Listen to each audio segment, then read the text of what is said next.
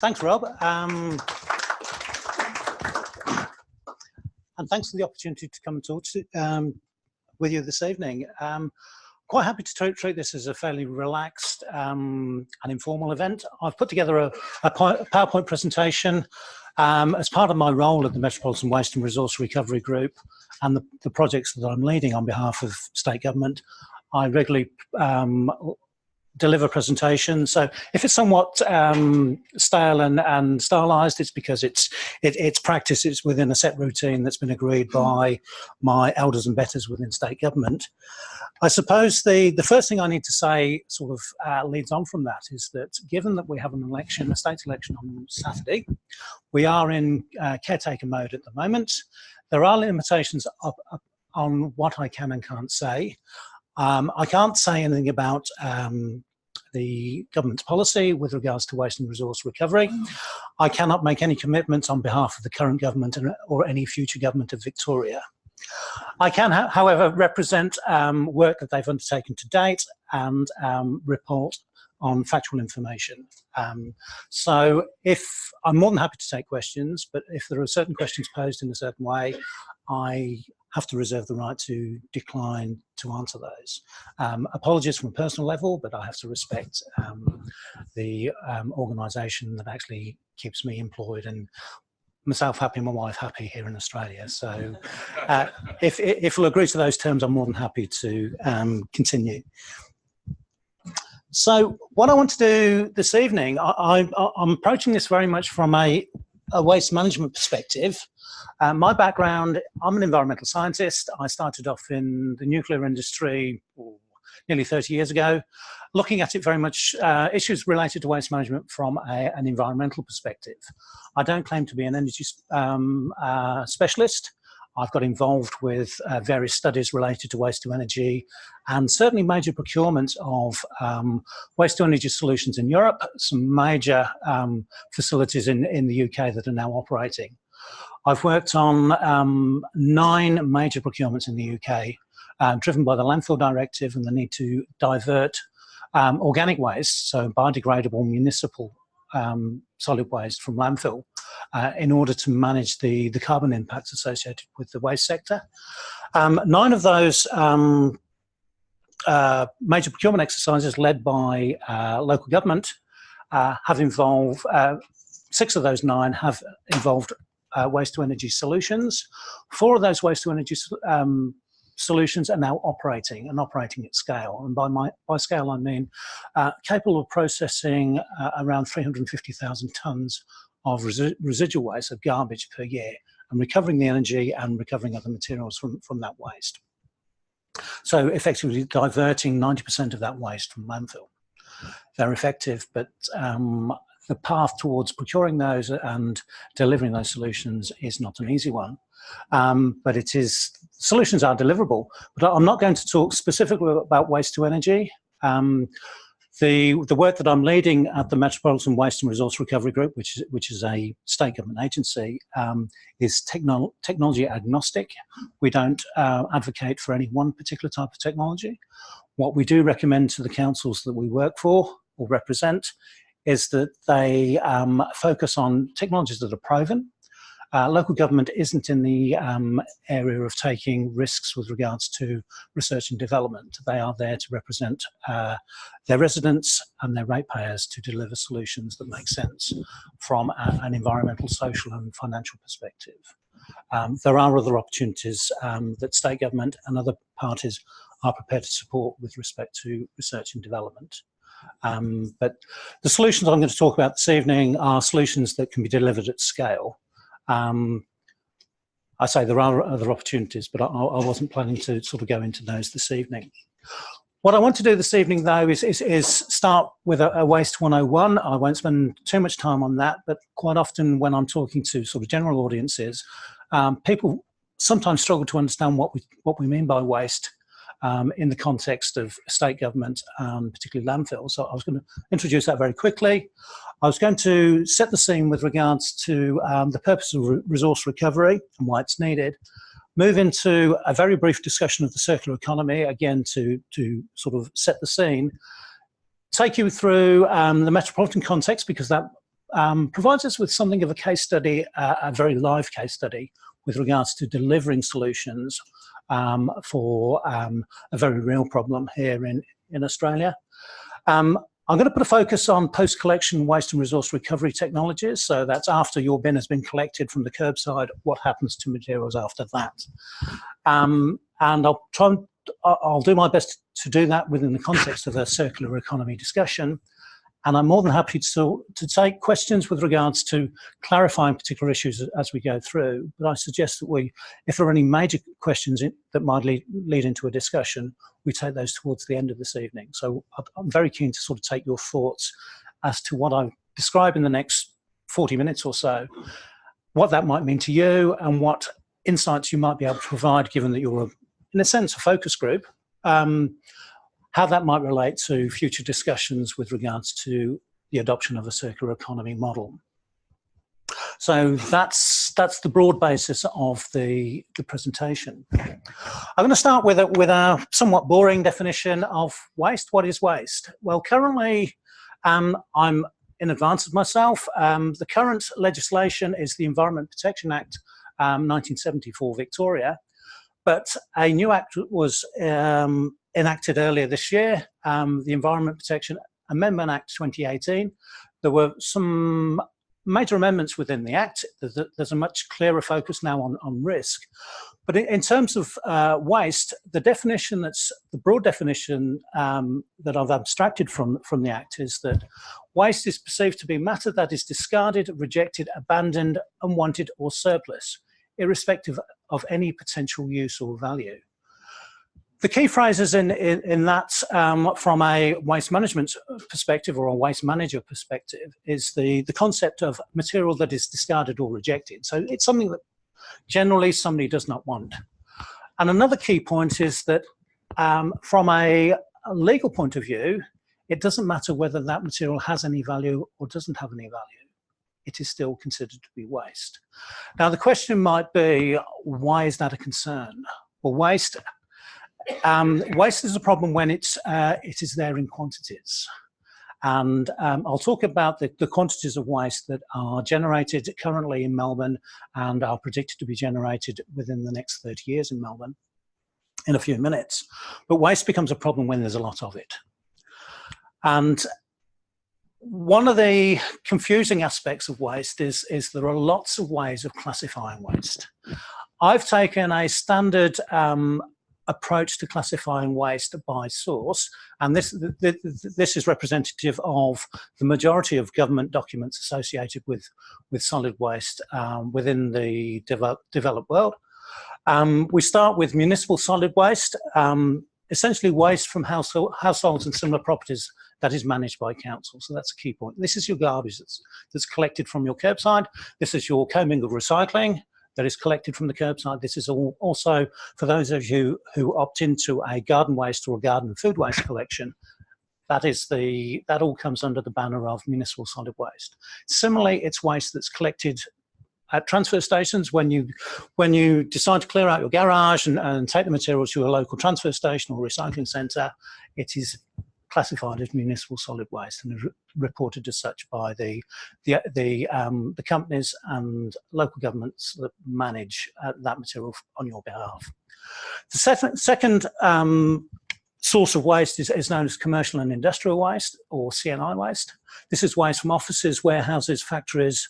This material is typically managed by the private sector. Some local governments get involved in managing this material, and the key council to bear in mind is the City of Melbourne. Given the mix of residential properties, multi-unit user developments, multi-unit developments, and residential developments, and cafes and offices particularly within the CBD, Melbourne, through its agents, its in-house company, Citywide, also gets involved in managing commercial and industrial waste to some extent. And the third major source of waste, of solid waste, is construction and demolition waste. So this is waste generated by the building industry, but it's also related to waste coming out of roads and rail, etc. Anything that's hard or typically large, and it includes concrete, bricks, wood, timber, plastics, all associated, and the packaging associated with building facilities and offices and shops, etc., and houses. That's construction and demolition waste. The one I've grayed out at the bottom is hazardous waste. Now, hazardous waste actually transcends all of those sources. I'm not going to talk about hazardous waste or prescribed industrial waste as it's defined under the current Act. There are complications associated with managing hazardous waste. It's controlled through Acts of Parliament. At the moment, it's managed by Environment Protection Victoria, the Environmental Protection Authority, but the future management is actually transferring to Sustainability Victoria in terms of policy and best practice associated with hazardous waste. But the key one I'm going to talk about this evening is primarily municipal solid waste, because that's a key focus of the work that I've been involved with, not just here, but also overseas. It also represents the key source. If we're looking at investment in alternatives to landfill, that is the key source of interest to solution providers, so companies that want to move in and build facilities, but also financial investors.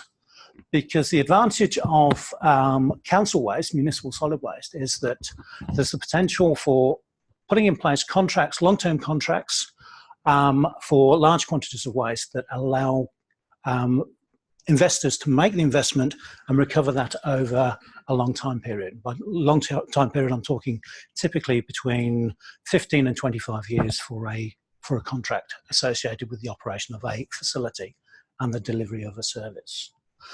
It's much more difficult for the private sector to make the investment for solutions to manage residual waste from commercial and industrial waste, or for construction and demolition waste. And there are other reasons as well why there's a key interest with regards to municipal solid waste, which I'll draw out over the course of the discussion. Any questions so far? That's good. So, in terms of managing solid waste responsibly, why is it of interest? Why is there a concern? Well, to start with, it's probably no news to anyone in the room that traditionally solid waste has been managed in a very linear way. We start off with production, we mine materials, or we chop down trees and turn them into paper. We consume them because we need to consume them in order to sustain our lives, to feed ourselves. We're also induced to selling, to buying things by advertising, etc. So consumer society has said that we produce, we consume, and then we just get rid of the material.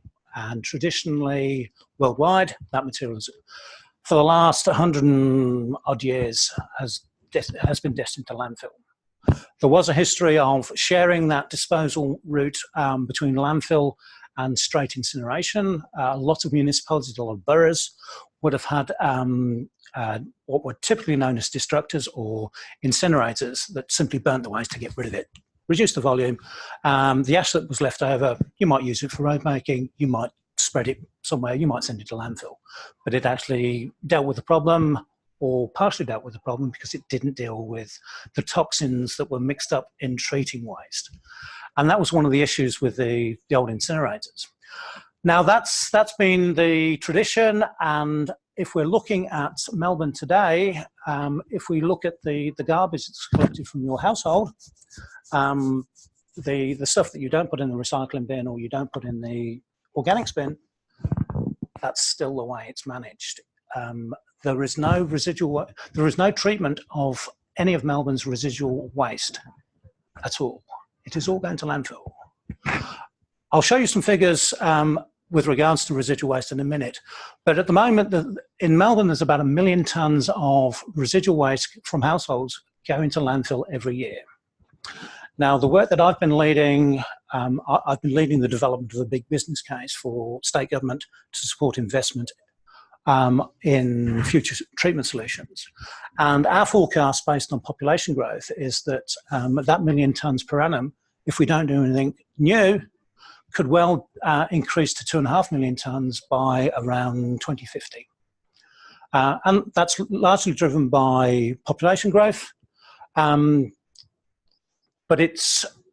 that modelling also ignores the potential for adopting waste avoidance, which we encourage, or greater use of reuse or recycling, or recovery prior to disposal. So it's assuming business as usual.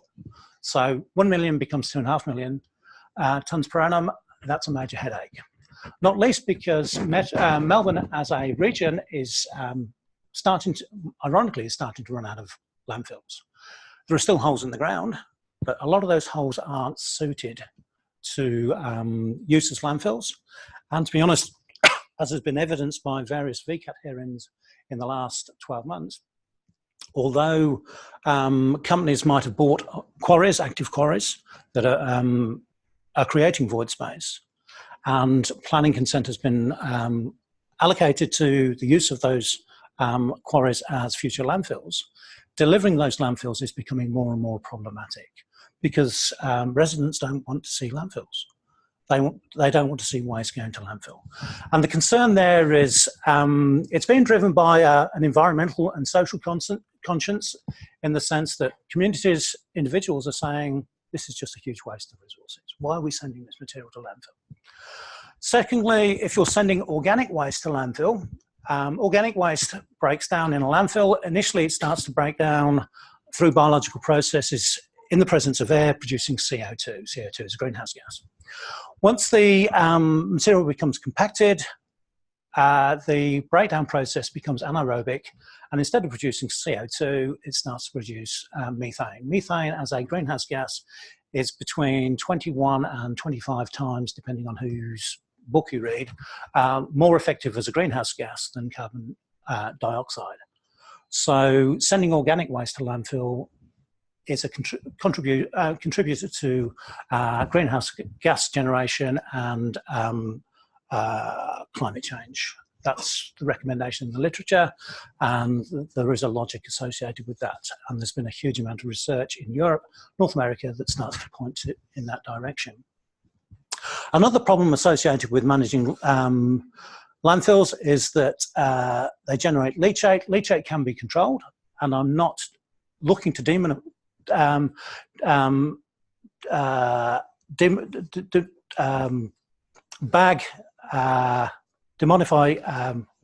what's the word? Demonize, that's the word. Landfills, because landfills in the right place make sense. But if you send large amounts of organic waste to landfill, you also generate leachate. Leachate is an environmental problem if it starts to seep into groundwater. It's possible to introduce controls with regards to leachate, but wouldn't it be better not to cause a problem in the first place? And for anyone who's lived in the southeast of Melbourne, in the Clayton region, you'll be familiar with the issues associated with large landfills in terms of odour, dust, litter. They are a problem. They can be managed, they can't always be managed well. So there are issues associated with sending waste to landfill.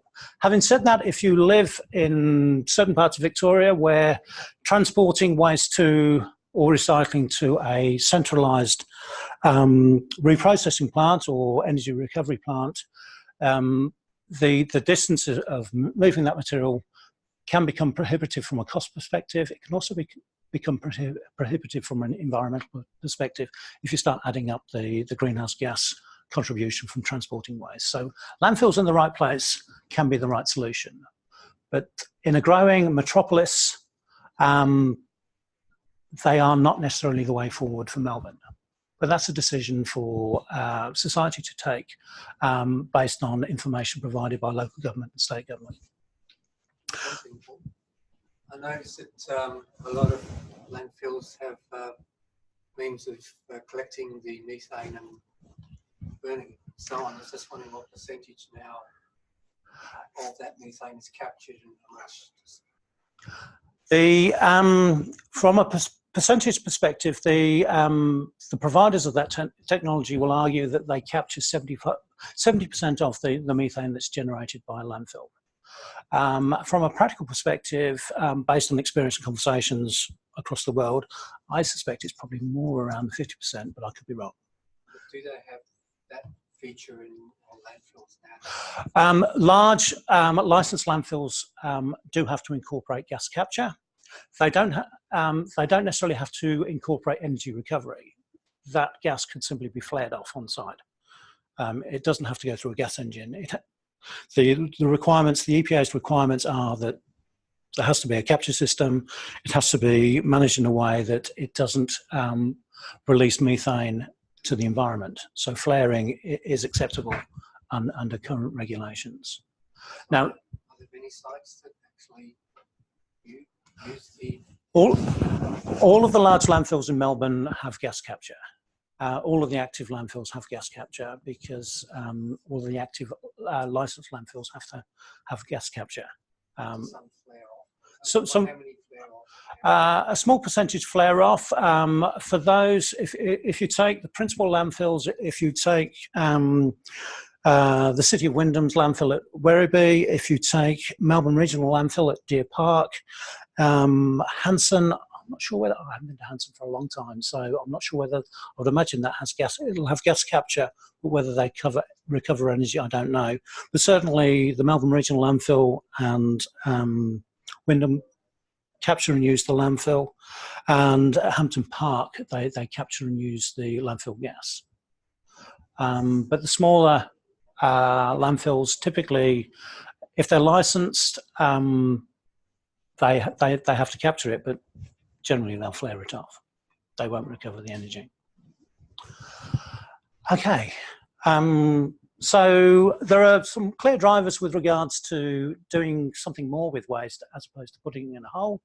But having said that, what I'm going to talk about this evening in terms of treatment technologies doesn't ignore the need for ongoing landfill, but the ideal is to because the treatment technologies I'll talk about all produce some sort of residue, or the majority do, that has to go somewhere. It has no economic value, so the logic would be to send that to landfill.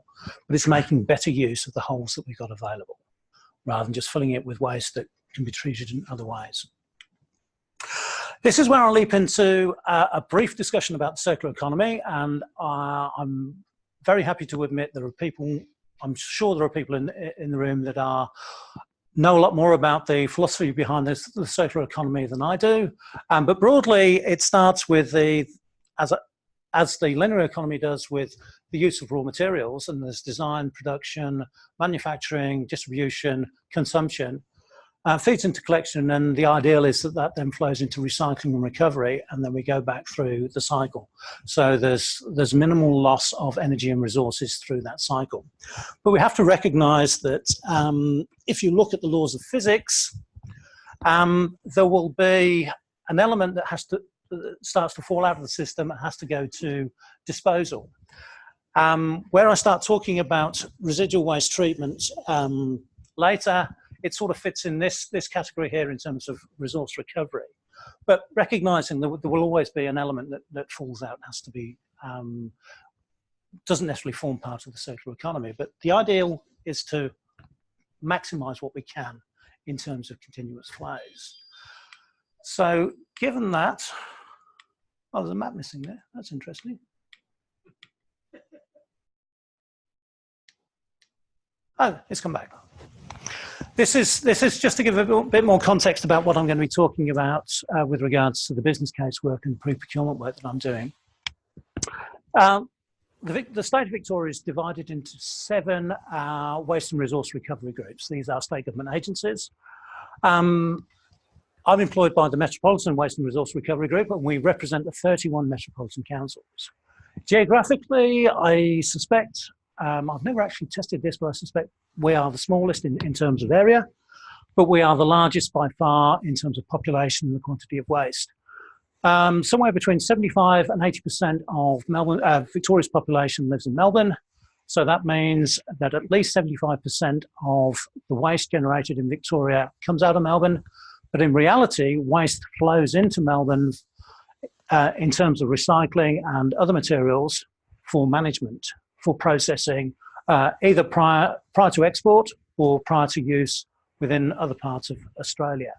So about 80% of Victoria's waste comes into metropolitan Melbourne. The other 6 regional groups all have a similar level of responsibility to work with their councils, but given the bias in terms of population, they don't get the same level of financial support from the state government, because the state government argues on the basis of bangs for bucks. And logically, if you're looking at treatment solutions, solutions are generally more affordable and more successful when you start looking at scale. That's not to say that they don't have legitimate cases for support. They do, but support comes in various, needs to come in various other ways. Putting the focus on Metro Melbourne, I've mentioned the 31 councils. If we take the year of 2015 as our index year, the population in Melbourne then was about 4.4 million. I think now it's approaching 5, or might have flipped over into 5 million. In 2015, about 10.4 million tonnes of waste was generated in total. And I'll give you a breakdown on that in a minute. By 2042, the forecasts are, these are based on federal government forecasts supported by the state government. There will be about 7 million in 2042, and based on best estimates of waste generation, we'll be looking about a total generation of about 16.5 million tonnes by 2042. That is a lot of waste. That is a lot of waste for a modern metropolitan area. So something needs to happen. Sorry, did you say 1 million tonnes? Were you referring to the CBD? That's the 31 councils generate from the curbside garbage collection. So that's what's picked up in the garbage bin and goes to landfill, is about 1 million tonnes a year. How does it compare to Europe? Are we sort of massive generators of waste? Are we on par? If you're looking at quantities per household, we are slightly more than most European cities in terms of waste generation. Not massively more, but slightly more. But the difference is in terms of, if you're looking at recovery rates of that waste, we are much lower compared to European cities in particular. Western European, Northern European cities, those that have embraced residual waste treatment solutions or integrated solutions for waste and recycling. Excuse me. So that's the challenge that's, or one of the challenges that Melbourne's facing with regards to waste and resource recovery. Now, back in 2014, the state government released a statewide waste and resource recovery infrastructure plan, the so-called SWIRP, which sets out a 30-year vision for waste infrastructure in Victoria and a move towards diverting waste from landfill, doing more with waste and avoiding waste. The 7 regional waste and resource recovery groups were required under the legislation to actually each produce a set of 10-year implementation plans for the state document, the SWIRP. And the Metro Group was the first one to produce its plan. It was released in October 2016. And so effectively we're sort of in the second year of that release. The ramp up was fairly slow, but in real terms, we're actually in the second year of delivering a 10-year plan. There are 4 key pillars to what sits in the Metro implementation plan, and you can, if those of you are interested, you can download a copy of the document off the Metro Waste and Resource Recovery Group's website. But the key pillars are reduce waste sent to landfill, increase organic waste recovered, deliver community and environmental and economic benefits, and also to plan for Melbourne's growing population. Makes sense, makes a huge amount of sense given the challenges I've mentioned briefly. What does that mean? If we look at the breakdown of those sources of waste that I mentioned a few minutes ago, I keep standing on the bag. This is waste managed in the Metro region. This doesn't mean necessarily, this isn't identical to waste generated within the metro region, because there are flows of waste into Metro Melbourne. There are small flows out of Metro Melbourne as well. But if you look at MSW in 2015, there was about 2.5 million tonnes of municipal solid waste generated, of which about 1.2 million tonnes was recovered, and they were recovered through recycling, and they were recovered through collection and processing of primarily garden waste. So about 1.3 million tonnes of waste was sent to, of MSW was sent to landfill, and that was waste from the curbside. It's also some waste coming through from transfer stations, also some reject materials, but also waste flowing into the region. The recovery rate for MSW is about 48%, which isn't great. It's not terrible, but it's not great. C&I, so waste generated by industry, about 3.3 million tonnes, with less than 1 million tonnes going to landfill. So recovery rate of about 72%. The big success story in many ways is construction and demolition waste. About 4.6 million tonnes generated, with only about 600,000 tonnes of that material going to landfill. So the recovery rate around 87%. So the state government says of the 10.4 million tonnes that were sent to landfill in 2015, about 73% was recovered. But the big problem sits here, MSW. Now, one of the challenges there is that this is a high-profile source of waste. This is the waste that communities get particularly concerned about because it's literally on their doorsteps. So, looking at municipal solid waste in a bit more detail, as I've mentioned, it's waste under the control of local governments. It's actually more homogeneous as a material source than commercial and industrial waste. That's interesting. MSW is also divided, and I've mentioned some of these already, commingled recycling, organic waste, so that's the food and garden waste, or the acronym that's generally used is food organics, garden organics, or FOGO. And that's essentially collecting both food organics and garden organics together. A small number of metro councils do that at the moment, or have trialled it, with varying degrees of success. And then we're left with residual waste, garbage. There's also what's known as hard waste. So this is oversized or bulky material, stuff that's actually hard to take to a transfer station and you can't fit it in your bin. So Melbourne councils actually put in place, most of them have put in place arrangements for managing that material, either through separate collections or blanket collections. And hazardous materials, again, transcend a lot of these materials as well. Now, if we look at the resource recovery value chain, this is a bit of a messy diagram, but one that I pulled together fairly quickly yesterday morning. I've looked at I've broken these down. If you look vertically, they make sense. So we start with recycling on the left, we've got residual in the middle, and we've got organics. They all share a need to collect the material. I'm focusing here on material collected from the household. So we can have separate collections of these. They work well. Recycling goes off to sorting, and then the sorted material, the different polymers, the glass, the metals, the hard plastics, the paper and cardboard, then go off to separate reprocessors and re-enter the economic cycle. Organics, again, it's fairly straightforward. You collect it, you process it, typically through composting. I'll talk a bit more about that in a minute, and you end up with a compost product that can then be used. Collection at the moment is doing this. It's going from collection, residual is doing this, it's going from collection all the way to disposal landfill. It's missing out this key bit in the middle. There's no treatment. If you look at European cities, the majority of European cities and countries have invested heavily here. And they look to recover energy, and they look to recover recyclables or products, including organic products. But that bit is missing in Victoria. So it's doable, but it's not being done at the moment. So in terms of challenging municipal solid waste, very high public profile, I've mentioned that already.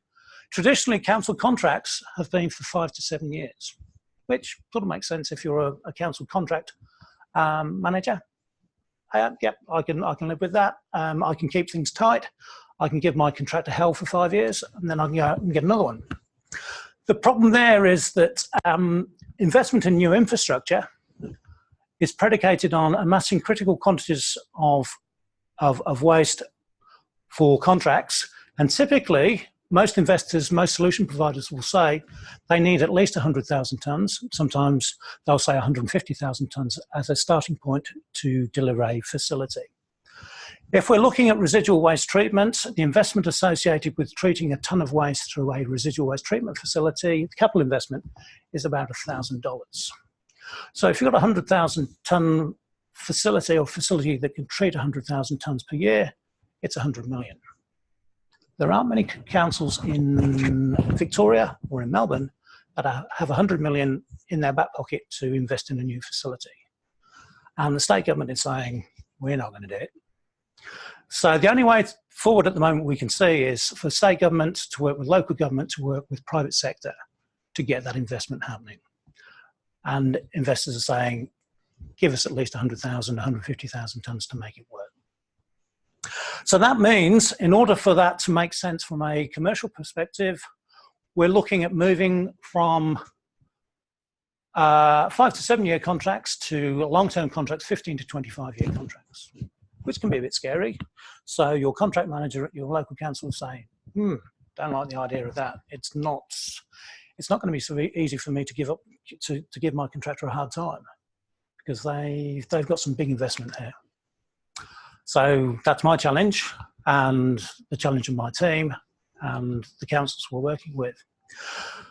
What I'm going to talk about is moving on now, post-collection technology options. I can talk about collection technologies, but they're not terribly exciting generally, unless you're really into garbage trucks and dumpsters and that sort of thing. Some people are.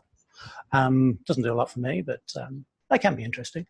I'll talk very quickly about the options for commingled recycling. So that's mixed recycling you put in your bin, and essentially they're dealt with through what are known as clean material recovery facilities, or MRFs. I'll talk very briefly about organic waste, so composting and anaerobic digestion, and I'll major really with regards to the bottom for residual waste treatment solutions. There's an option for what's known as dirty MRFs. So they're related to their clean MRF cousins. These are guys who don't have a bath, but they can be effective in terms of residual waste. But I'll talk about what's known as mechanical biological treatments. So these are sorting plants plus treatment of a separated organic fraction. Advanced thermal treatment, these are the groovy guys. This is gasification, pyrolysis, plasma gasification. I'll talk about combustion, and I'll talk about integrated solutions, which are potentially the way forward, but I might be prejudging the situation. Very simply, commingled recycling, when your bin is picked up, it goes to what's known as a MRF, a materials recovery facility. And material recovery facilities look like this. This is a very clean, very new facility in Europe that I visited last year. There are facilities like this in Melbourne. We have 3 major operators. I'm not going to go into this evening about the issues associated with those operators, but there are some issues. But essentially, they sort out, they use a variety of different pieces of equipment or people, picking lines, to separate out the separate materials, such that you end up with a bag full of ferrous metals, a bag full of non-ferrous metals, a bag full of hard plastics, separated to various degrees, a bag full of cardboard and paper, and a bag full of stuff that you really need to send to landfill. And they can do it very efficiently. At least if they slow the processes down, they can do it very efficiently. One of the problems is that in order to do this cheaply, you speed up the processing, which reduces the quality, which reduces the saleability of that material on an open market, which is where Victoria's sort of been for the last few years, and why we've experienced issues in the last 12 months. But they're doable. They work, they're well tested, they can be made to work well. The attention that needs to be brought to bear on Victoria's industry, recycling industry, is making this sustainable, so that there are proper prices paid for these services and proper markets established for what comes out of the back end. But essentially, the technology is sound. I'm not anticipating any major changes to that process within the next 25 years. I could be wrong. Organics, again, this is largely a success story, an emerging success story for Melbourne. All 31 councils offer an organics, a garden waste collection service, and an increasing number are also offering a collection service for food organics, collection and processing. Very simply, you can start with a basic farming type process, which is windrows, where the material is spread out in air. It breaks down in the same way that your compost bin at home, for those who have a large garden and a compost bin, and you end up with a compost that can then be used for various purposes, productive purposes. You can actually intensify that process in some sort of vessel, what's known as an in-vessel composting. They can start at a small, relatively small scale. This is an example from Glasgow. This is within an office block, within a residential area. They're processing food waste and a small amount of garden waste and producing compost from that in a basement of a building. They get larger scale in terms of mechanised forms of this, albeit that they're laid out. This thing is actually turning the compost so it breaks down evenly. Or you can do it through sophisticated tunnels that control the air, control the heat, control the moisture within a tunnel. These are composting tunnels, and they can work very efficiently. And there are examples of these in Melbourne. So, that's the question: how efficient, from an emissions point of view, are these commercial systems compared to my home system, where I throw it in a composting bin? Do they work a lot better, or they're virtually the same, or what? Generally, they work a lot better because they're actively turned. So it's the concern with any composting operation is that it goes anaerobic. When it goes anaerobic, it starts, instead of producing carbon dioxide, which is a natural process, natural composting process, it starts producing methane, and that's where you tend to get the odours associated with managing organic waste. So if it stays aerobic, and these pretty certain, no, this doesn't rotate. There's some sort of mechanism in there that turns the material inside.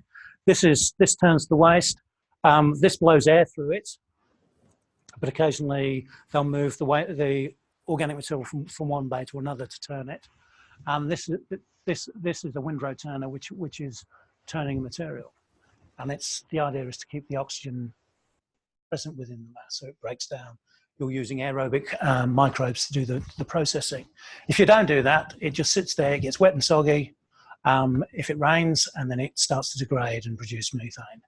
Alternatively, it sits there, dries out, and it catches fire and just burns. And yeah, okay, let's not go there. But technology works. It's working well. It might surprise you to know the councils in Melbourne have capacity. They have contracts in place to treat 600,000 tonnes of organic waste per year. They've done that. It's there.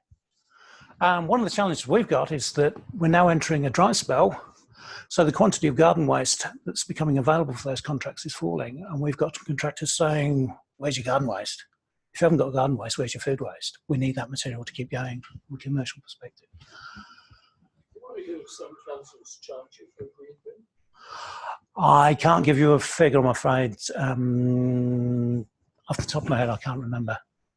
The best thing to do is phone up your local council, ask them. We rent a property, so I don't actually pay the rates. My landlord pays the rates. So Whitehall's charge $70. okay. I think I should be encouraging. Yeah, but that's one of the bones of contention, and this is where I start sort of drifting into sort of policy discussions. I'll step around it neatly by saying waste is and I'll make the point on my final slide. In many ways, waste is an essential service. If councils don't deliver the service, what are you going to do? It'll start piling up, and then you'll phone up the council and say, why aren't you delivering the service? You've got to pay for it. I don't want to pay for it. Who's going to do it for you? We're in that cycle. You wouldn't do the same with the electricity company. You wouldn't do the same with the water company. But people try and have that argument with councils about waste management. It's something we all generate. It needs to be managed in an appropriate way. It needs to be paid for. any trouble disposing of the compost? Is there customers for it? There are. I mean, ironically, that was an issue initially when the Metro Group started putting in place contracts with, the first one was with Veolia in the northwest, and there were issues associated with dealing with, they don't have one of those, they have something more akin to this. They were producing a quality product, but they hadn't done enough to generate end user demand. In the last couple of years, they've turned that around big time, to the extent they can't supply enough to farmers in regional Victoria. Now, the question then is, why are we generating compost in Metro Melbourne to send out to regional Victoria? Well, that's where the organic waste is being generated, or large quantities, so there's a logic to it. Some carbon costs associated with moving that material, but we don't grow crops in central Melbourne, or not large quantities of crops. So what's starting to happen now is that solution providers, Veolia and others, are saying, well, we can probably, it makes more sense to move the, or can make more sense to move the raw material to composting areas in regional Victoria and do the processing out there, and then move the product directly to farmers once it comes out of these things.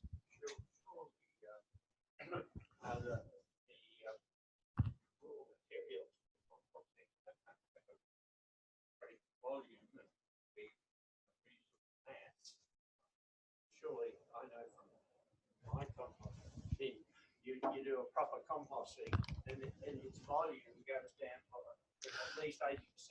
Yeah, it does. Must be an advantage. I would agree. Yeah. So to actually do it closer to the point of generation, and I agree. Some of the issues associated with delivering these types of facilities, though, is that because they still have some potential to generate odour, planning controls kick in. So if you want to build one of these in, say, Yarra or Melbourne or Beaumaris, the chances are the local council is going to say, no, you can't do that because these are going to cause some issues.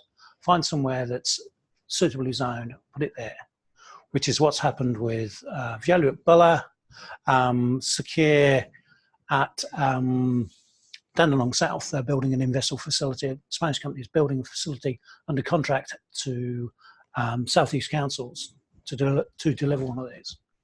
But it's in an industrial area. But there is a logic associated with that.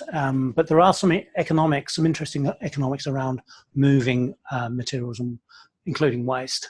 And it's not always as logical as you might think it is. It gets a bit complex and the economists get involved. Yep. But there are certainly solutions available. It can happen. It is happening. And it should happen. Another option, one that's starting to emerge on the Australian landscape, but really took off in a big way 20 years ago in Europe, was the concept of actually treating organics anaerobically. This came out of the water industry. Sewage treatment plants started with this as a way of treating sewage sludge, and it then moved into generating energy from crops. These are maize fields. I'm not sure where, these might be Europe, it might be North America. I pinched this off the internet. This is one for municipal organics, and I think this was municipal organics in Germany, I think. But these are enclosed vessels, air is excluded, the microbes break down the organic waste, they produce methane, the methane is tapped off, it goes into a gas ball initially, or some sort of vessel, and then it's primarily used to generate electricity. You can use it to recover heat, use that for heating purposes. Excuse me. You can also clean the gas up and use it for transport as well. There are cities in Europe, Northern Europe, are using methane from municipal organics to power their waste trucks. Nice sort of closed loop. Again, some interesting economics associated with that, but it's doable. This is an example from Manchester in the UK. This is at Bredbury Park.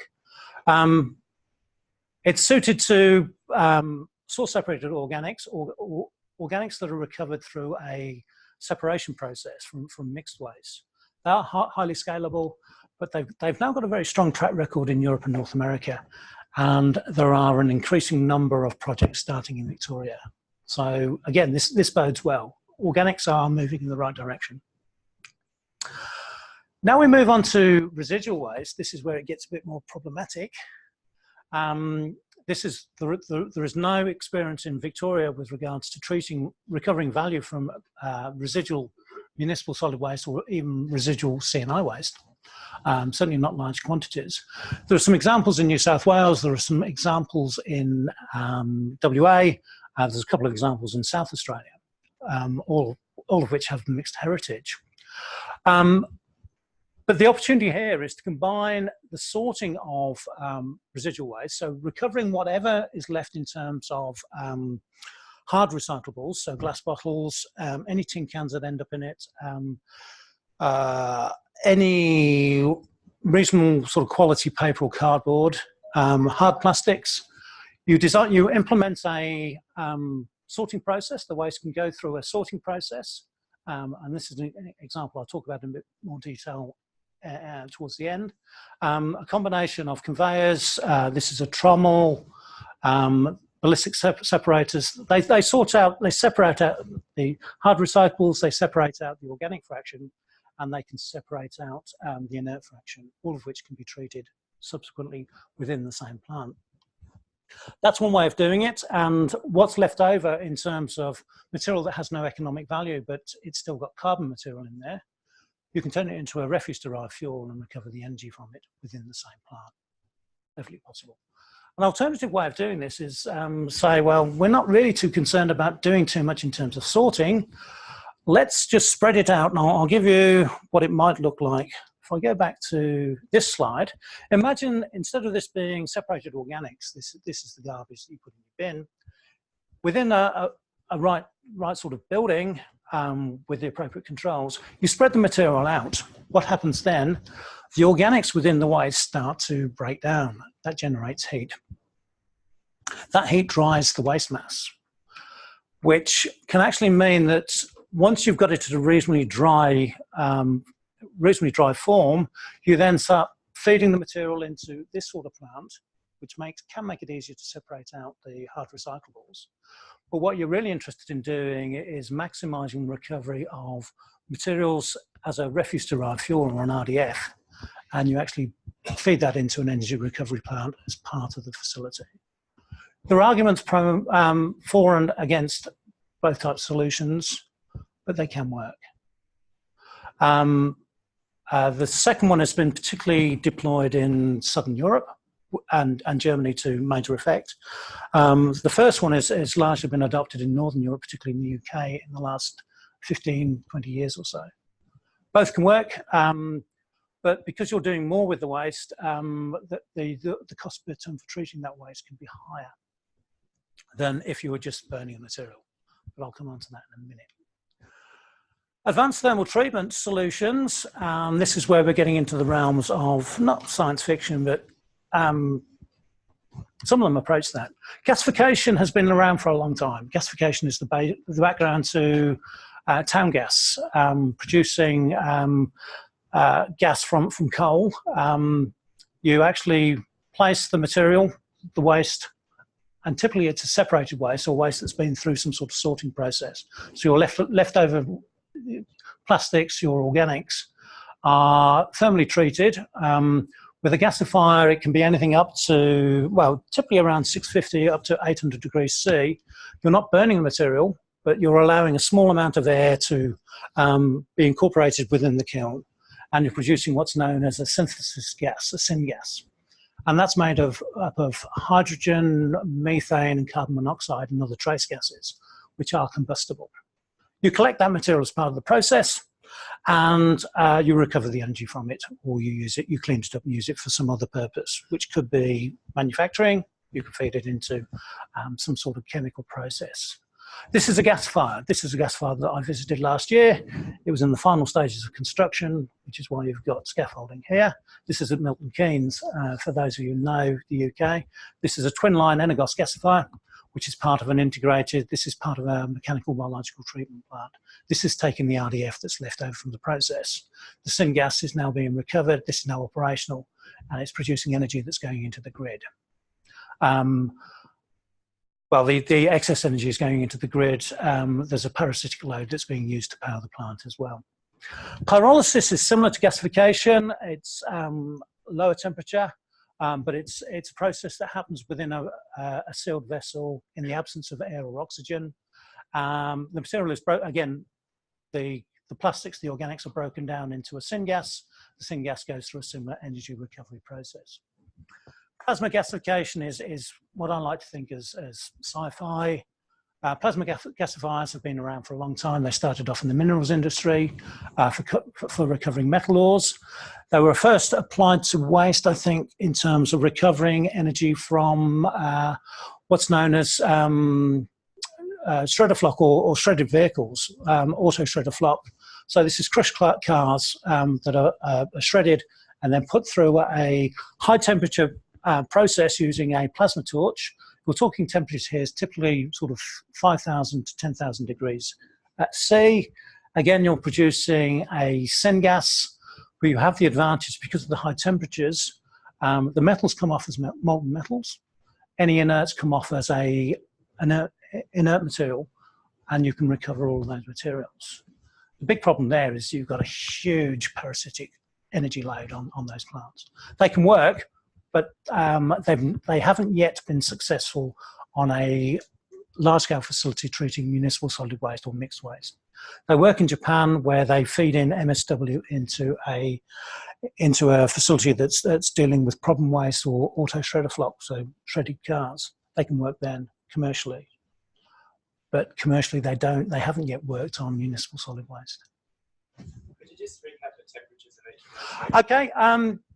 Typically, a gasifier will operate at around 600 to 800 degrees C. Pyrolysis is lower, anything between 350 and about 600. Plasma gasifiers, I think they start at about 2,000, and they can actually go up to 20,000, but the typical range is about 5,000 to 10,000. But that's high. You're laughing.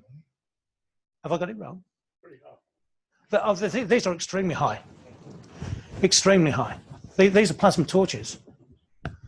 So the energy load on that is enormous. There was a big plant built in the UK that became operational 2.5 years ago. It's now in mothballs. It cost £300 million. So if you want to buy a plant, there's one going in Teesside.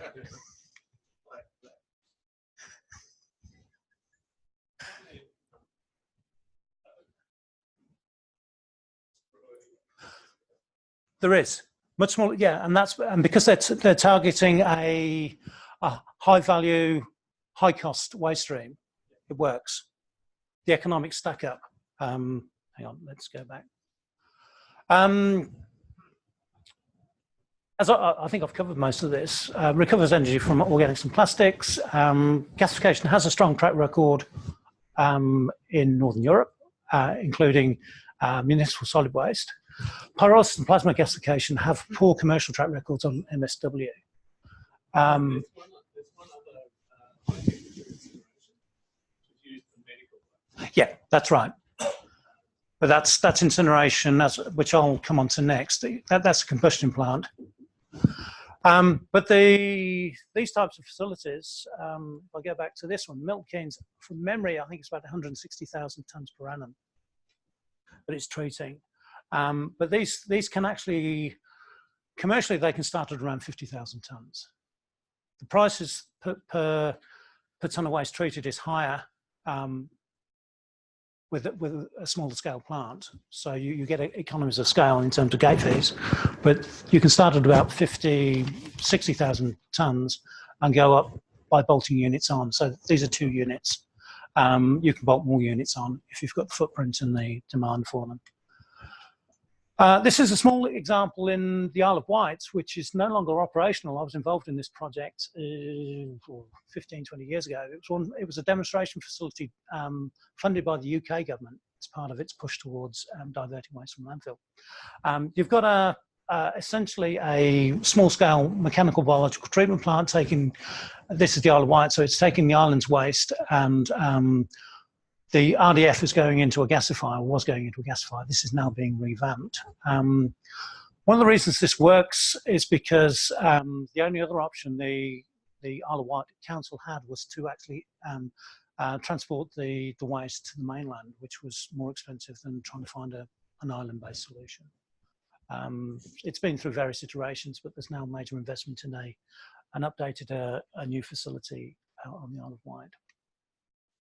Mass burn combustion, this is what most people would consider to be energy from waste or waste to energy solutions. They've been around for a long time. The first the first energy recovery or waste to energy facility that I'm aware of was in the UK at Stoke-on-Trent in 1880. So the first power station generating electricity from waste goes back over 100 years. Now, the concern with mass burn combustion is that, going back to the comments I made about council destructors, council incinerators of years ago, and there were incinerators in Melbourne, there were incinerators in most major cities, was the fact there was little control of what came out of the stack. So you'd got dioxins, furans, acid gases, all sorts of heavy metals coming out of the stack. They were outlawed by legislation in Australia in 1980s, 1990s. The same happened in Europe. So what's happened in terms of the technology is that a huge amount of investment has gone into the cleanup of the flue gases, to the extent now that at least a third of the capital cost associated with a mass burn combustion plant or an incinerator with energy recovery actually goes into the flue gas cleanup. So what comes out of the stack is essentially water vapor, carbon dioxide. There's some trace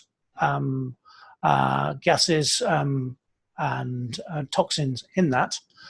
But if you're looking at modern energy from waste solutions and those that would be deliverable in Melbourne and in Victoria, they would have to meet stringent emission requirements.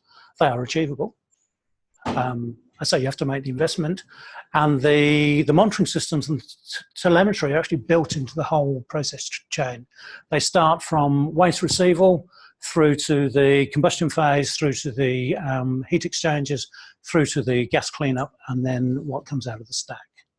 And if you look on, say, Veolia's websites in the UK, you will see the information they report to the Environment Agency. They share the same information on their website. What quantity of electricity are you getting out of a ton of waste? I'll give some examples at the end, but a facility that's generating or treating around 100,000 tonnes of waste per year will typically have a power generation capacity of between 8 and 12 megawatts. So they're not fantastic, but they do a bit. And I've got an example at the end which I'll talk to in more detail.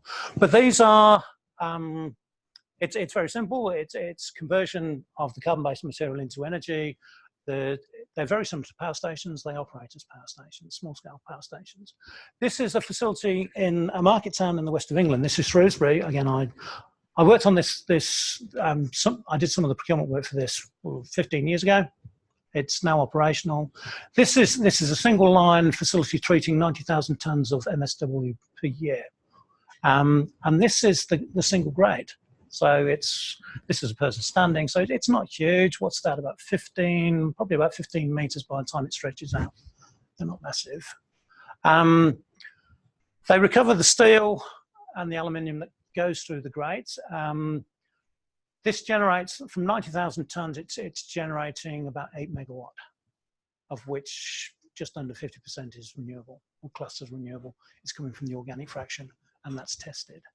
They're actually recovering the bottom ash. So what comes out in terms of bottom ash, they remove the metals, and the inert material is turned into road base or building products, so it's recycled. So the diversion from this facility is approaching 90%. So of that 90,000 tonnes, 80% is 80,000 tonnes or thereabouts is being diverted.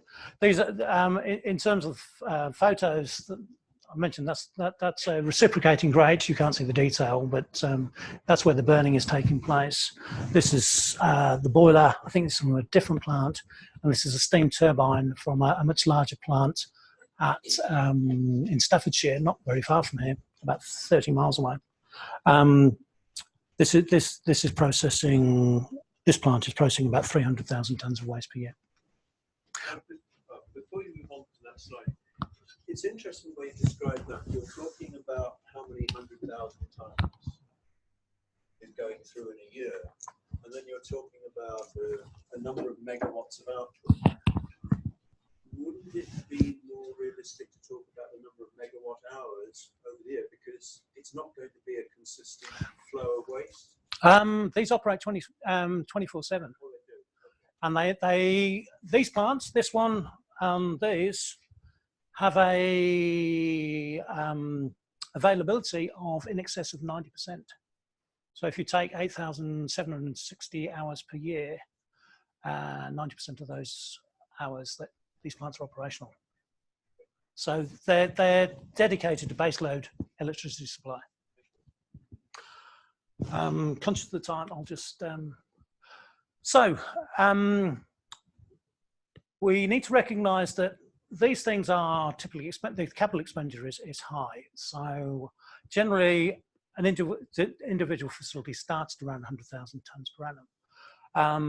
They can be smaller. The smallest straight combustion plant, waste to energy combustion plant that I'm aware of, is in Lerwick, which is in the Shetland Isles in the UK. That processes at 20,000 tonnes per annum. It doesn't generate electricity, it generates heat, which is used locally. And again, it stacks up at that scale because it's an island community. The cost of transporting the waste to the mainland is prohibitive. The efficiency of these plants in terms of energy recovery is greatly improved if you can bolt them into combined heat and power. So using it for district heating and cooling, or using some of the steam for process steam, or using all of the steam for process steam for industry, makes a big difference to the economics. But you do need a power. You need a power off taker or a heat off taker. But they can be politically sensitive. I probably don't need to argue that point too hard. To give some examples of what these facilities, and these are architectural treatments. They don't necessarily absolve ourselves from this issue. But this facility is a Veolia facility in the south of England. This is at Southampton. Essentially, this is a box with a stack. So it does pretty much what I showed in those other photographs in terms of a process. But this is a dome. The architectural concept was that this is a spaceship landing by Southampton Water. It actually works really well. I remember coming back on the ferry from the Isle of Wight with my wife, and this looked fantastic. I mean, it really does. It doesn't mean that it necessarily sells it and solves that problem, but it can help. This is the outside of this facility where these photographs were taken, and it's a smaller version of this one. This is the Four Ashes facility in Staffordshire, and it was designed with it's on an industrial estate. It's got a stack, yep, but actually the backdrop to this is petrochemical complexes in Staffordshire. It's nicely landscaped. There are green walls. If you go on Veolia's website, I'm not necessarily promoting Veolia, but they've got some good examples. There's a green roof on here, and I was involved in the procurement of this facility, supporting the council, Staffordshire and Warwickshire. They procured this. The initial design had a turf roof, and they put the turf roof all over it. And then somebody said, well, it gets a bit warm here. The grass ain't going to grow there. So they sort of were sensible, but they put a green wall at the front, which sort of compensated that. But it helped sell it to communities. But they work as power stations. That's what they're designed to be. And this is one that I was going to, in terms of a circular economy, which is sort of where I started. This is an integrated facility in North Yorkshire. And again, it's one I worked on. It started in procurement in 2007. It actually became operational last year. That didn't mean it took 10 years to procure and build. There were a few years that were involved in sort of political debates and court issues and protests, all of which the council has got through. But this is what, if we're thinking about it from a circular economy perspective, the waste comes in on trucks, it goes to the weighbridge. But this facility takes, the residual waste is dropped off here, it's tipped there. There's then a mechanical treatment plant here, so they separate out the organics within this area. And actually, I was cheating earlier because this is Enrique, the guy who designed the plant. This is actually the mechanical recovery element of that facility. That's another part. No, that's Milton Keynes, which this guy also designed. But this is a complex of conveyors, all sorts of sorting materials, and they separate out the organics, they separate out the hard recyclables. Hard recyclables are taken off and they go to market. The organics go into this plant. This is an anaerobic digester. They recover the biogas. I think they tap off the biogas and it feeds into the main furnace. From memory, I don't think there's a separate gas engine. This is a flare, so if they need to flare it, they do. This is the digester.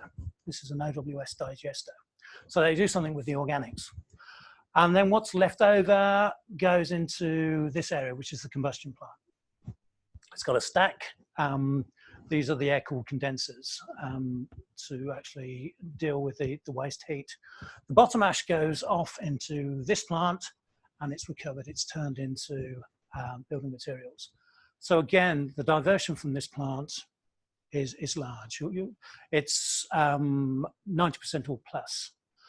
The problem with this, because there are lots of moving parts and lots of bits here, it's more expensive per tonne than if we just send it to this baby here.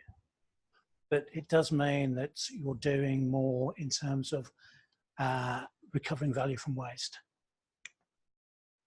I was just going to flip very quickly. That's a sort of quick run through of the broad technologies, putting a focus on residual waste treatment technologies, which is where Victoria is starting to move.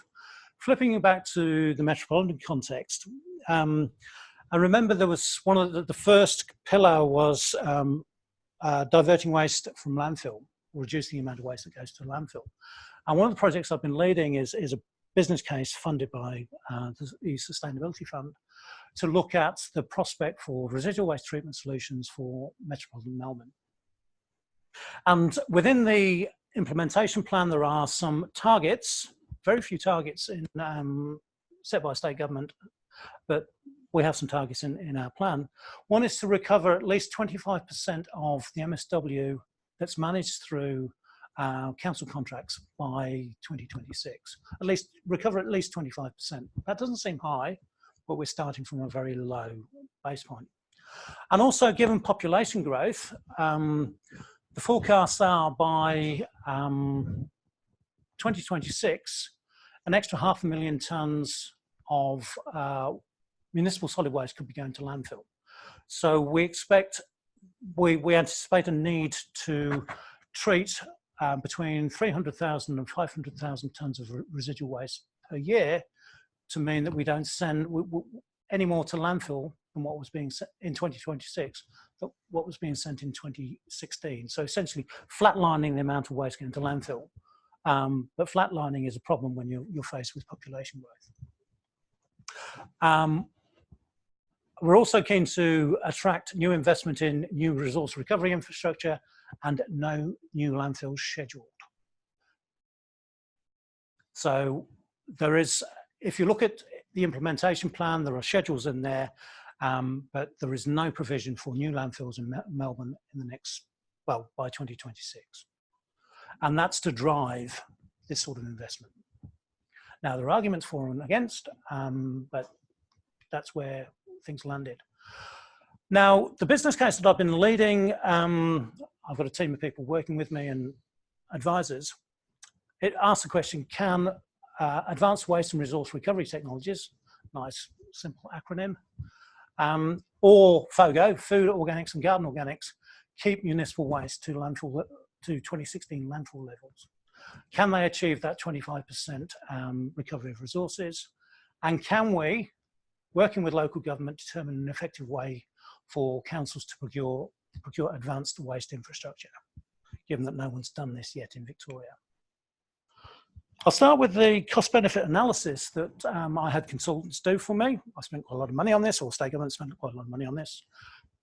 And they focused on 4 principal scenarios compared to business as usual being existing levels of waste to landfill with population growth, maintaining the current recycling levels, maintaining current provision for managing organic wastes. If we focus on just maximising what we can do with organics, actually I was wrong there. If we focus on maximising organics, we can't flatline the amount of waste from landfill. We don't hit that target. And we won't recover 25% of the resources contained within municipal solid waste. And there's a net cost in net present value to the councils involved, and this was modelled on South East councils. I'll talk about the scale of the facilities in a few minutes. Net cost to the councils, 24 councils, were 194 million for all 4 councils. This is all available in the business cases. The regional business case is now available on the Metro website. So this is all in there. So just focusing on organics doesn't do it. Mass burn, if we went for straight mass burn, say, forget about recycling, other than what we're doing already, don't worry about sorting residual waste, let's just take it, burn it, and recover the energy. It flatlines waste to landfill. It means that we do hit the target in terms of recovering 25% of the resources. There's a net saving, and there's some question marks around this, but we've looked at this a number of times. A net saving to those councils of about $190 million per year in net present value terms. Sort of makes sense. Okay. This is just modelling. There are lots of other tests to be applied to this, and we're just looking at finances at this point. If you then say, well, what about looking at something akin to the Allerton Waste Resource Recovery Park? So we'll maximise our sorting, and then we'll actually have a mass burn, a combustion solution that recovers what's left over. Hits the targets, these all hit the targets. Net cost to councils of about $74 million. Not as bad as that one, but there is a net cost. If you then say, well, we don't like the idea of combustion, we want to do something more groovy in terms of energy recovery, what about gasification? Hits targets. Actually, the net cost is less, $45 million. There are some complex arguments around that, but it's actually less, and it achieves the target. So of these, you might say, well, this is attractive. This is sort of attractive. I like this, but it's a bit more expensive. But this doesn't achieve what we set out to achieve. Flip this into environmental and social aspects. So if we're looking at CO2 abatement and power generation, and this is also jobs, I need to explain these figures in a few minutes. Again, scenario 1, about 123,000 tonnes of CO2 abated, or CO2 equivalent abated per year. So that's FOGO does that, doesn't produce any power, and if we take into account a job creation, it creates about 55 extra jobs. Mass burn, it abates about 170,000 tonnes of CO2, generates around 17 megawatts of power. I think that's actually the renewable element of the power generation. Yep. And this is misleading because it will actually create about 50 long-term jobs, but these are construction jobs associated with building the plant. So for 2 or 3 years, there are about between 300 and 400 jobs created, short-term jobs. Go through the same scenario. Actually, if we look at sorting plus mass burn, carbon abatement goes up quite significantly. And if that's what councils want to focus on, then that's worth thinking about. Can you explain to me how you get a gas abatement? I thought you're burning it, so you're going to create more CO2. This is compared to landfill. Because the landfill's going to lock down and emit CO2 anyway. And methane. Okay. And the landfills take into account landfill gas recovery. So even compared to landfill gas recovery, these actually abate more than compared to business as usual. The energy recovery is about the same for all the bottom three, and they actually all produce more or less the same sort of jobs. Again, these are inflated because we're looking at short-term construction jobs. But the actual number of long-term jobs is about 50. And for the sorting plus gasification, the actual carbon abatement is less. Don't test me on why that's so. I'd need to go back and read the report, which I last read about 3 or 4 months ago. But it's indicative, and all of this is indicative. And this is the basis upon which we're starting to have conversations with councils. But it's important when councils go to procure solutions, they balance their consideration of what's in and what's out in terms of technologies. And we're advocating that councils don't specify what sort of technologies they want. They specify what they can afford in terms of gate fees and what they'd like to achieve from a financial perspective. They might want to specify their environmental outcomes. They might want to specify a range of social outcomes. And obviously there are practical outcomes in terms of logistics associated with operating a waste treatment service that they want to meet as well. But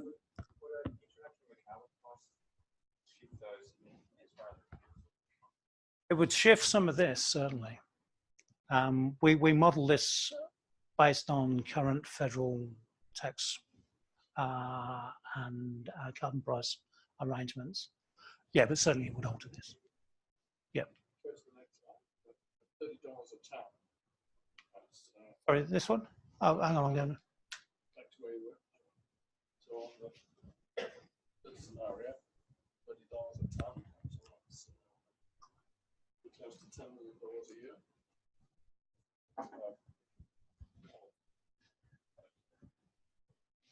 Yeah, I mean, you guys know a lot more about the effects and the impacts associated with the carbon price than I do.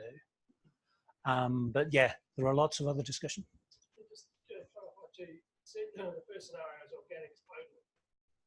Do the other scenarios assume that you are doing something with your approach as well? I should have explained. With this one, you maintain FOGO collections, but you combust the residual waste. With this one, you wouldn't bother with enhancing FOGO recovery. You accept existing contracts in terms of garden waste and those councils that are delivering food waste into a FOGO collection. And similarly with, I think with this one, because you're making the investment in the sorting plant, you wouldn't ramp up the FOGO collections. Can I just ask a question then? A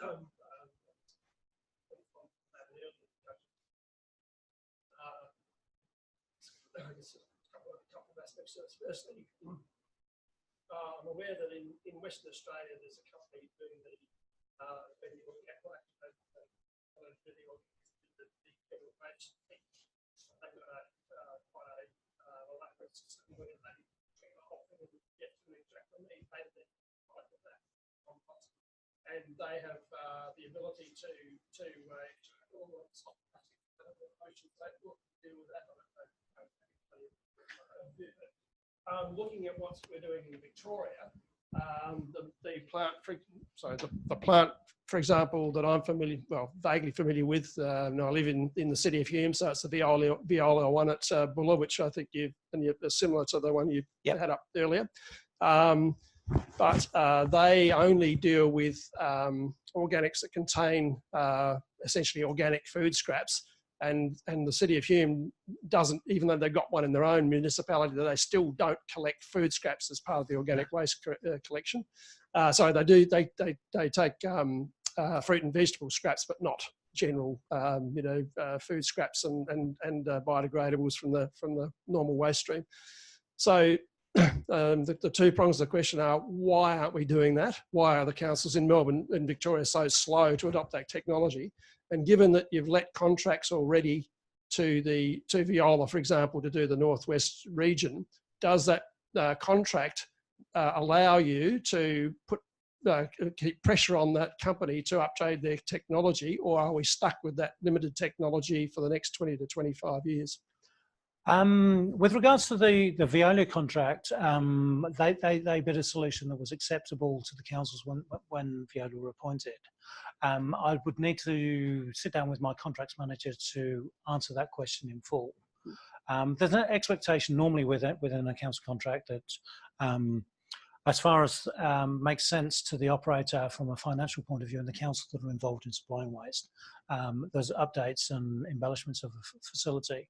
But that has to be dealt with in particular clauses in the contract. And I'll be honest, I'm not sufficiently familiar with that contract to answer that question in depth. Right.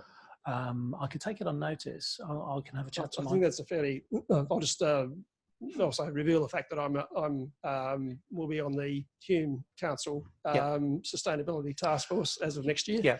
And this whole, I think Hume, in spite of all the advantages it appears to have, is lagging in terms. I mean, one of the big advantages they do have, of course, we've got a massive landfill site in Sunbury, and which I think is poorly managed from a casual observation point of view. There's a lot of stuff that could be separated out that isn't. And I guess the other little bit of this question too has to do with the financial aspects of this. Is the reason why they're not in any great hurry to do better with waste treatment is the fact that they draw a considerable amount of revenue from their traditional landfill site. Yep, I mean that's I suppose a discussion for. I'd encourage you to lead with your council officers and your fellow councillors. There's certainly greater opportunity. I know there is interest from your executive in looking at alternatives to landfill without making any commitment on behalf of your CEO. I've had a conversation with your CEO recently, with my CEO in the room. They are certainly interested in looking at alternatives and new ways forward. So I'd certainly encourage you to push that along as best you can. But I'd also recommend that councils, councillors and council officers approach this with an open mind. Ultimately, you are responsible to your residents and your ratepayers. You need to make, I would suggest you make balanced decisions about the broader outcomes associated with a future ways of managing waste. And looking at it not just from a financial perspective, but also looking at it from what you want to achieve from the social and environmental aspects as well. I'd certainly encourage that. And that's the conversation we're having with the councils have been working with intensely for the last 12 months in the South East.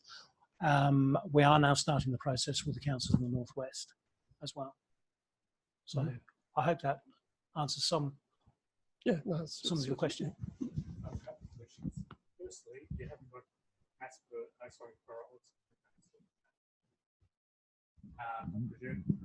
you haven't got pyrolysis. I presume there's a reason for that.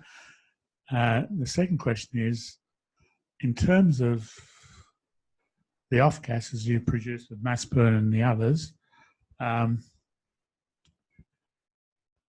the level of technology required to clean up the gases from pyrolysis and the other more gentle than mass burn process,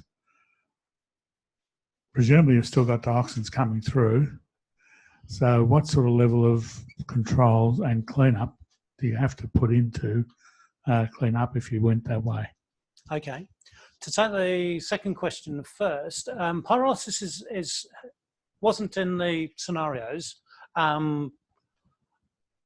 largely because when we're looking at a sort of high-level modelling perspective, the outcomes from a technical perspective aren't that different to gasification. The other reason why we tend not to focus on pyrolysis is that if you look worldwide, it's very difficult to find a large-scale pyrolysis solution treating municipal solid waste that actually exists. The technology hasn't delivered on a commercial basis. It hasn't. There are examples of it having delivered for short periods on a technical basis, but it hasn't followed through in terms of commercial success. So I could take you to gasification solutions in Europe. I could take you to gasification solutions in Southeast Asia. It would take me a long time to find a pyrolysis plant at scale taking municipal solid waste to show you this is working. So That's that. The first one, sorry, can you remind me of the first question? The first question was in terms of the level of controls. Level of controls associated with the gases coming out of either a gasifier or a pyrolysis plant or even a plasma gasifier. In terms of the emissions, they're no different to mass burn combustion.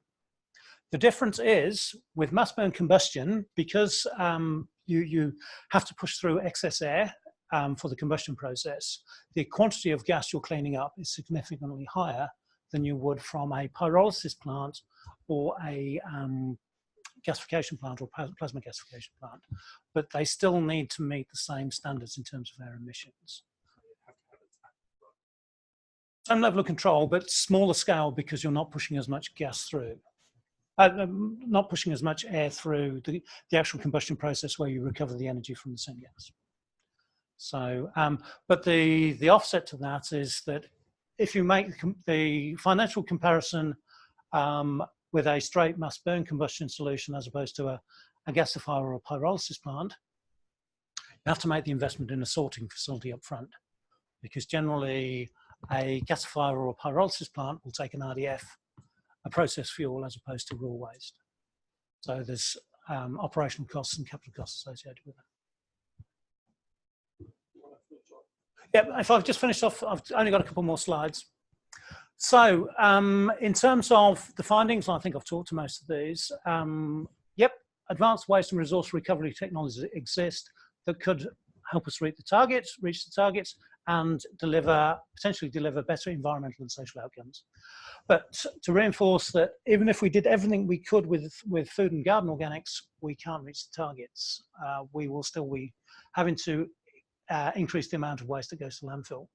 A recognition that some form of energy recovery will be required. We can't do everything with FOGO or with sorting of residual materials. We have found there's a very strong interest from private sector to deliver solutions. We've been talking to the private sector in various ways. And the other important point is that if councils embrace this process, they can actually achieve greater control over their service outcomes. Instead of relying on a landfill provider who says, oh, I've got a landfill, yeah, I'll take your waste, yep, it's going to cost you this much. Councils can get involved in the procurement process and start to specify what do they want to achieve in terms of these things and what's their affordability and lots of other impacts. So they have that prospect. And that's something that we are keen to and that's the message that we've been delivering to councils. We've been helping support officers through training courses and workshops in terms of growing their understanding and by providing materials for them to develop their knowledge of these solutions. Aggregation of waste will be key to driving investment. On average, if you take the 31 councils, it very broadly works out that on average it's about 30,000 tonnes plus per council. If one council goes to market with 30,000 tonnes, solution providers are saying, not interested. So we need to get multiple councils working together. That can be a challenge. It's not impossible, but it can be a challenge. But it needs a recognition by individual councils. They do need to work together. And we've actually been, we have funding to lead 2 procurements in the next 3 years. We'll start with the southeast and then we'll follow with the northwest. In terms of relating it back to the circular economy, is that I think we need to recognise that waste management, although the desire is not to create waste in the first place, I think waste management has to be an essential service.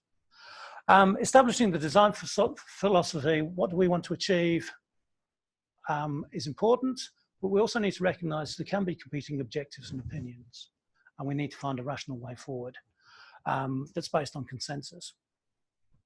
There's also challenges associated with integrating future solutions with existing arrangements and expectations and other parts of the circular economy. So there are lots of groovy things we can do as part of a circular economy, but we still need to manage waste.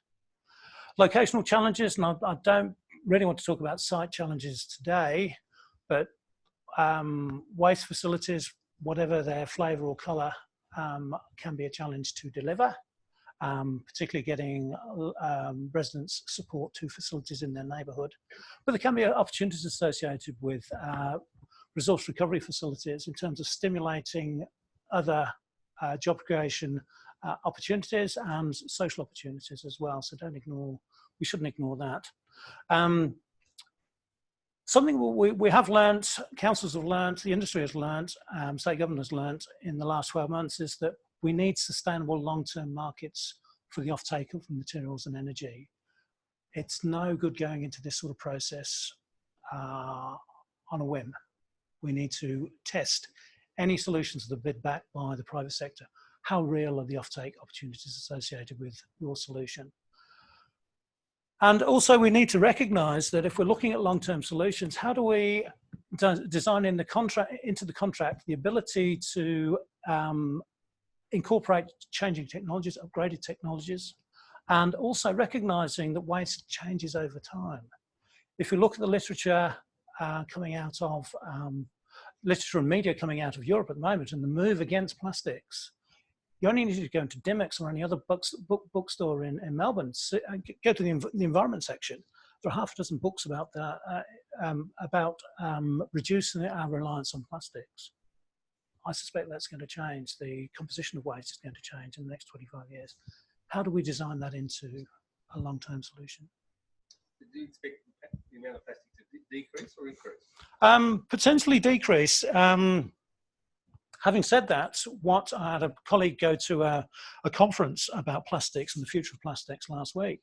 He came back and reported to me and said there are lots of groovy things that manufacturers, packaging manufacturers are starting to do with plastics in terms of bioplastics, degradable plastics. But the biggest problem is that they're designing all these composites and saying, yep, this meat tray, it's 90% recyclable. The challenge is the technology doesn't really exist to take that composite material and recycle it. And that's one of the things we need to bear in mind, is that at the moment we're looking at it, we're still looking at this from end of pipe, and that's not going to change in the short term. It's probably not going to change in the medium term, but it could change in the long term in terms of if there are changes to the way that materials are delivered to consumers, that will have an impact upon what goes into the garbage bin or the recycling bin or the organics bin. So Seems to me, sorry, is this the last slide? this is, yeah, the last one is just a simple, sorry, the last one I've got was, if we're looking at large scale solutions, it's important to secure the supply of feedstock, quantities of waste in terms of flows now and in the future, quality of the waste, and I've just been talking about waste composition. It's important that I certainly recommend to councils they adopt an outcomes-based approach, not a technology-focused approach. Work out what councils and your residents want to achieve through a contract, pose that as a challenge to industry, and then test what they bid back. And that links to use the knowledge and experience of industry to identify solutions. I've talked about waste treatment solutions for the last 20 odd years. I wouldn't claim to be an expert in designing solutions. I don't know enough about the detail. I'm not current enough. That's where you test the people who are selling solutions. Also recognize that there's a need to share risk appropriately within a contract. If you put all the risk on a council, on a contractor, that's fine. And as a recycling crisis has demonstrated, contractors can accept that risk.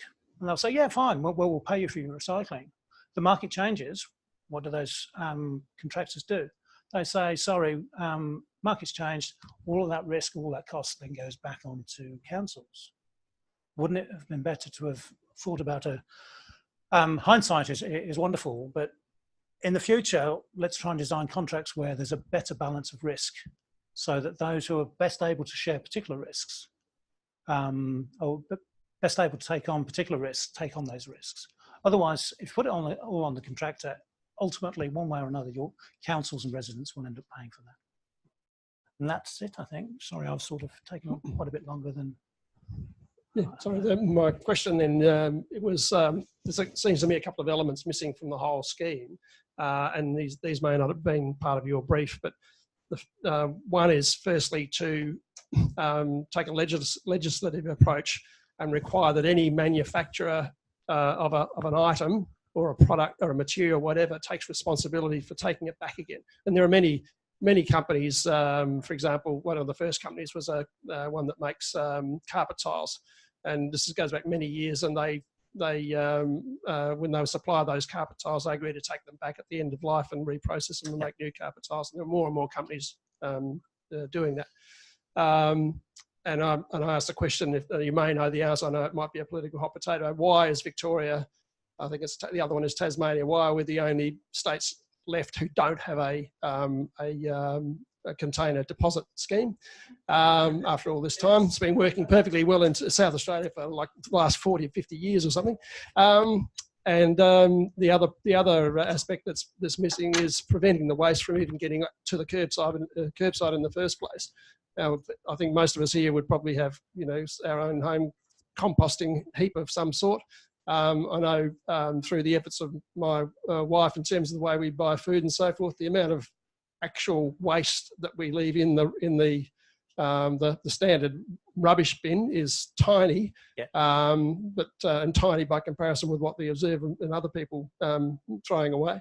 And there's more to be done. I mean, we're sort of looking at ways now what we can do to actually almost eliminate the amount of rubbish that we put out on the curbside. So it would seem to me there's a relatively small investment in additional education of the public to actually sort more recyclables and deal with waste at its source by reducing the amount of food that's unnecessarily bought, and whatever is thrown to waste, is composted on site rather than taken away. Yep, I would.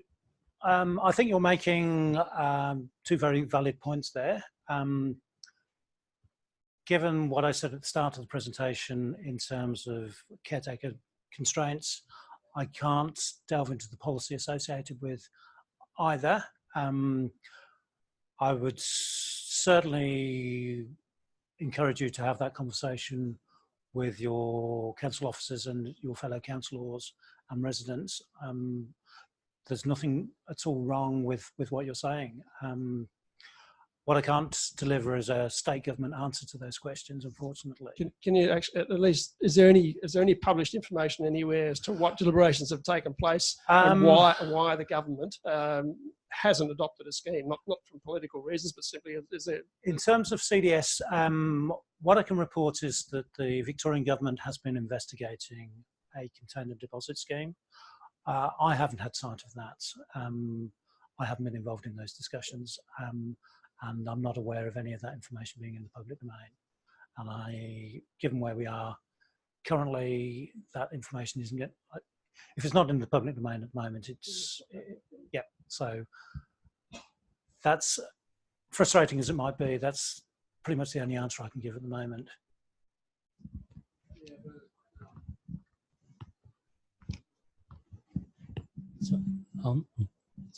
Yeah.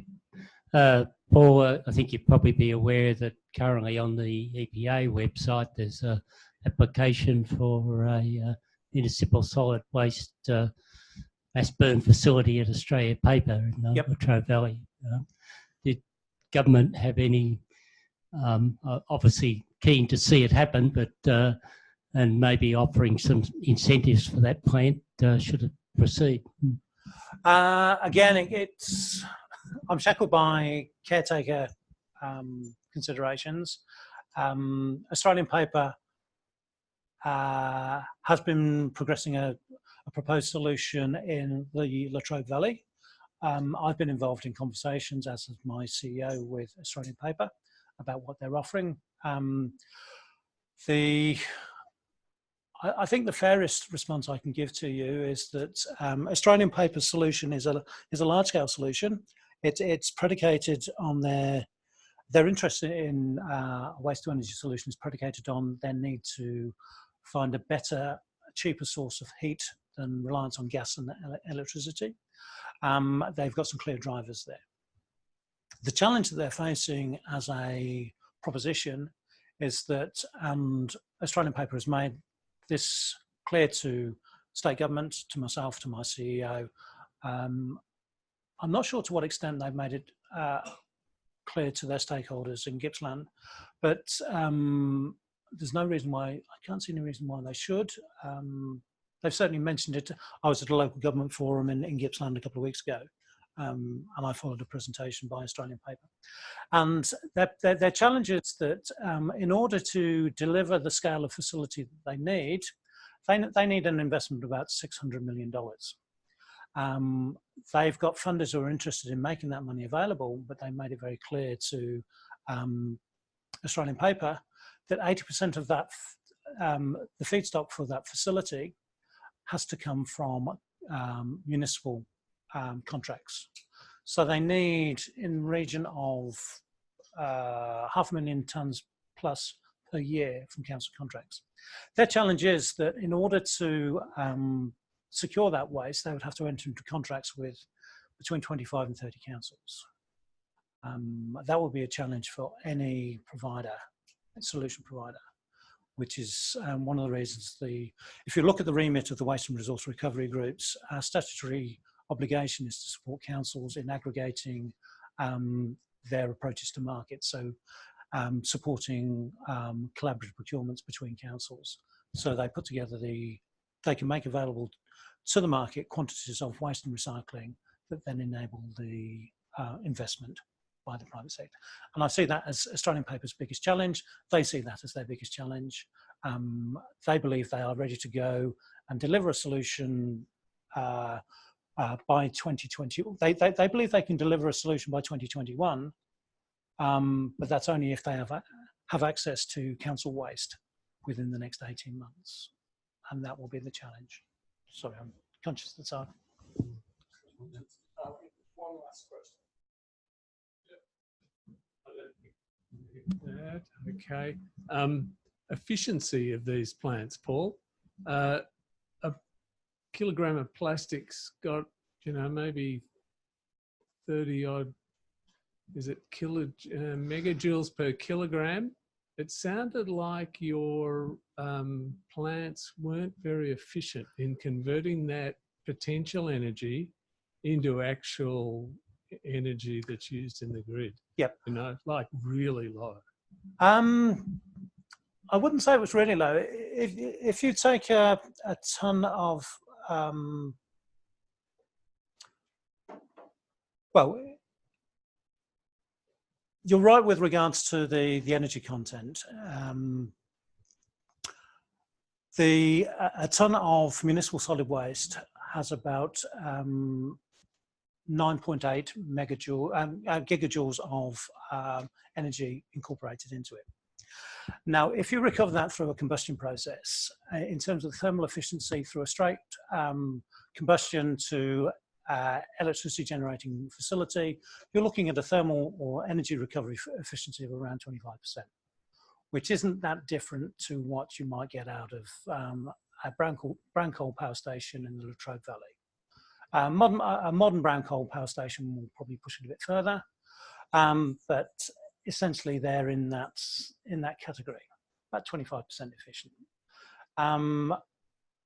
How do you increase the efficiency? Well, the biggest way to increase the efficiency is not to dedicate the energy recovery to electricity generation, particularly generation for grid electricity, but to find off-grid solutions that not only have potential to use the electricity component that can be recovered, but also to actually focus most of the energy recovery either on district heating, district cooling, or industrial power generation, which again goes back to the question about Australian Paper. Australian Paper are interested because it's a replacement for industrial purposes.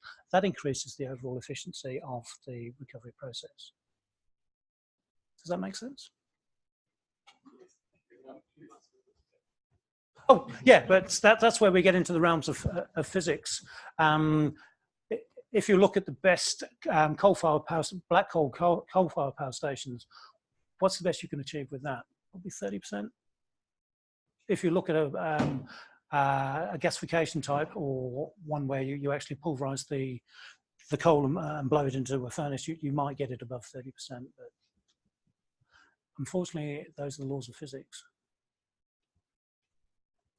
Before we go, thank you. Just a couple of housekeeping things. So next month, we're planning on most likely Saturday, December the 15th, to go to one paper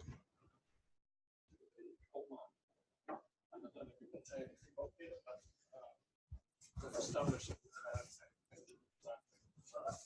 Very briefly, there was a grant under the New Energy Jobs Fund to build 91 kilowatt solar storage there, largely to offset the, wait for it, 300 kilowatt hours a day that they use to pump the mine dry so they can do the underground tour. It's a great facility. It's a great tourist attraction. It's well worth doing. And they very graciously offered us the opportunity to go there, do a site. The heating system is still under construction. It'll be some next year. It's good stuff to see. So keep your eye on the email or other links that you use for finding out about future meetings.